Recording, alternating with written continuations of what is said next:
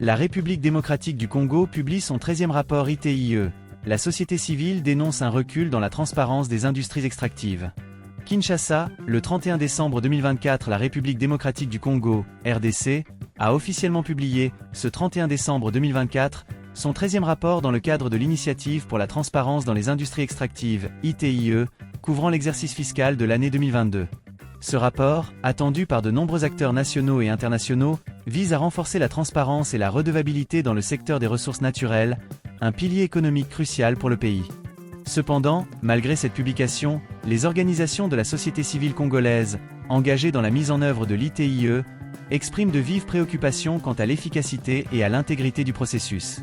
Au début du mois de mars 2024, les représentants de la société civile impliqués dans l'ITIE se sont réunis pour évaluer leur participation et l'état d'avancement de l'initiative. À l'issue de cette réunion, un constat alarmant a été dressé. Selon Jean-Claude Katende, président de l'Association africaine de défense des droits de l'homme, AZADO, la RDC connaît un recul significatif dans la mise en œuvre des principes de l'ITIE. Ce recul se manifeste notamment par une diminution de l'engagement politique du gouvernement et une restriction croissante de l'espace civique, marquée par des arrestations, des menaces et des intimidations à l'encontre des membres de la société civile. Un rapport ITIE dans un contexte de défiance. L'ITIE, initiative internationale lancée en 2002, vise à promouvoir la transparence dans la gestion des revenus issus des industries extractives, notamment le pétrole, le gaz et les minerais. En tant que pays riche en ressources naturelles, la RDC a adhéré à cette initiative en 2007, s'engageant ainsi à publier des rapports annuels détaillant les revenus perçus par l'État et les entreprises opérant dans le secteur extractif. Ces rapports sont censés permettre une meilleure gouvernance et une redistribution équitable des richesses, dans un pays où la majorité de la population vit dans la pauvreté malgré l'abondance des ressources.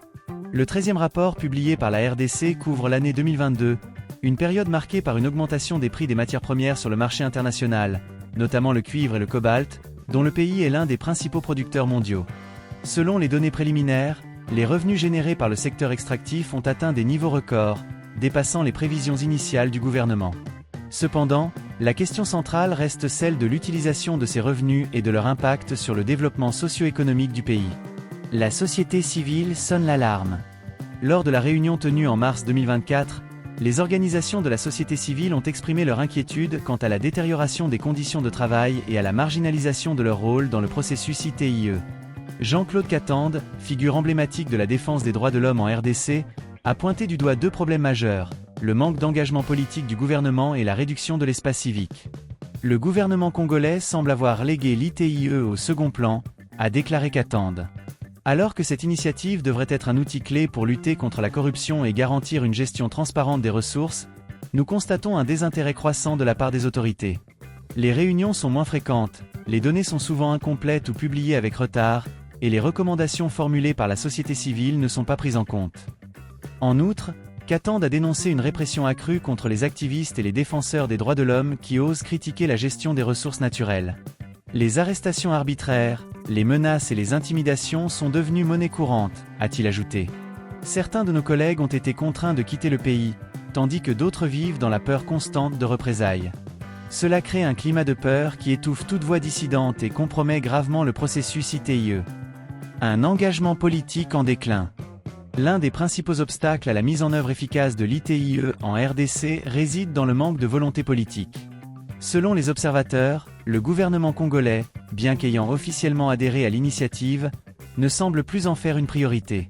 Les réformes nécessaires pour améliorer la transparence et la gouvernance du secteur extractif stagnent, et les engagements pris lors des précédents rapports restent largement inachevés.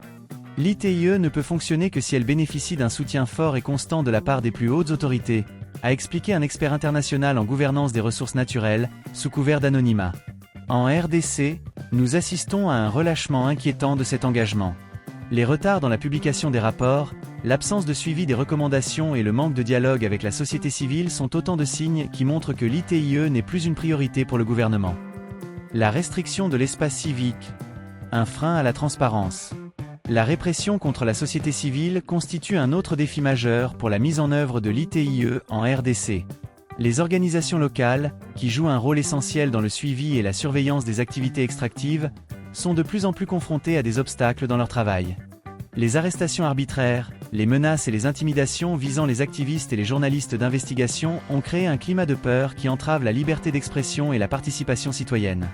La société civile est un pilier essentiel de l'ITIE, a rappelé une représentante d'une ONG congolaise spécialisée dans la gouvernance des ressources naturelles. Sans notre participation active, il est impossible de garantir que les revenus issus des industries extractives soient utilisés de manière équitable et transparente.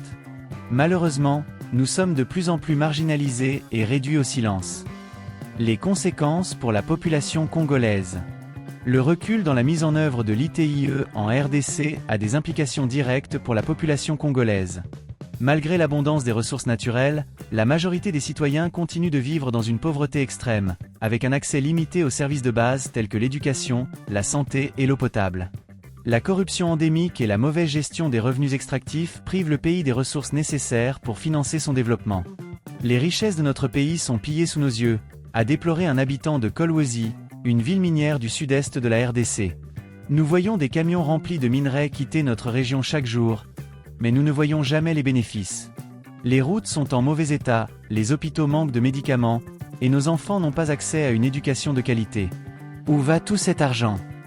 Les perspectives pour l'avenir. Face à ces défis, les organisations de la société civile appellent à une réforme urgente du processus ITIE en RDC. Elles demandent un engagement renouvelé du gouvernement, une meilleure protection des défenseurs des droits de l'homme et une participation accrue de la société civile dans la prise de décision. L'ITIE reste un outil puissant pour promouvoir la transparence et la redevabilité, mais seulement si elle est mise en œuvre de manière sérieuse et inclusive, a conclu Jean-Claude Katende. Nous appelons le gouvernement congolais à respecter ses engagements et à travailler main dans la main avec la société civile pour garantir que les richesses de notre pays bénéficient à tous les Congolais. En attendant, la publication du 13e rapport ITIE de la RDC reste un rappel des défis persistants auxquels le pays est confronté dans sa quête d'une gestion transparente et équitable de ses ressources naturelles. Sans une volonté politique forte et un espace civique protégé, l'initiative risque de perdre sa crédibilité et son efficacité, laissant la population congolaise face à un avenir incertain.